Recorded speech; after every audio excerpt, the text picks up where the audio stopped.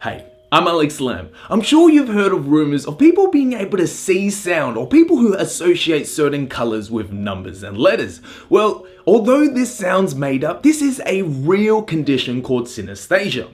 The 5 basic senses, touch, sight, hearing, smell, and taste, normally work independently for majority of the population, but people with the rare synesthesia condition have 2 of these senses linked. So for example, if a person has hearing and sight linked, hearing as their primary and sight as their secondary, the person may be able to see certain colors when they hear certain words.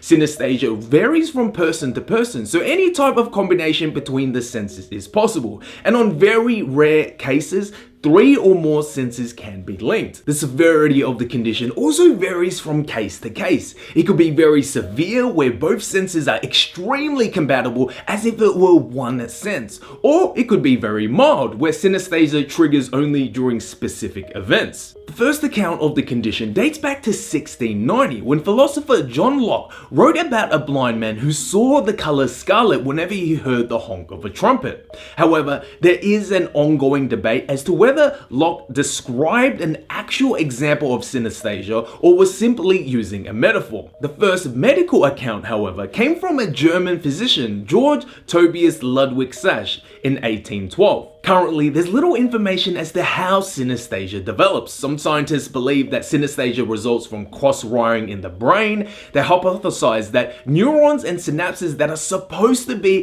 contained with one sensory system crosses to another sensory system. But it's still unclear why this might happen. Some people believe synesthesia can be beneficial. One example is that they could decipher patterns more easily, such as Morse code, or help with memorization because they can relate topics to 2 sensory types. Or it can help you get viral on Twitter, like it did to a lady called Julie McDowell. She has synesthesia that links words with taste, and she asked Twitter to ask her what their names taste like. Now we'll go through a few of these because it's actually really interesting.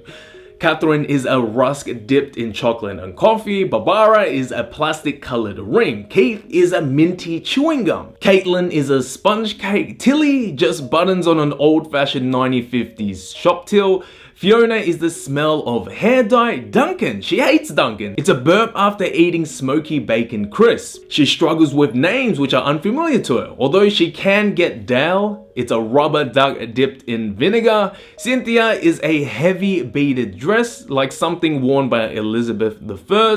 Michaela is salt and vinegar Ringos which have been zapped of their flavor. Hannah is a grey tasteless banana. Amy is raw bacon strips. Austin is a cold and slightly flattened sausage roll.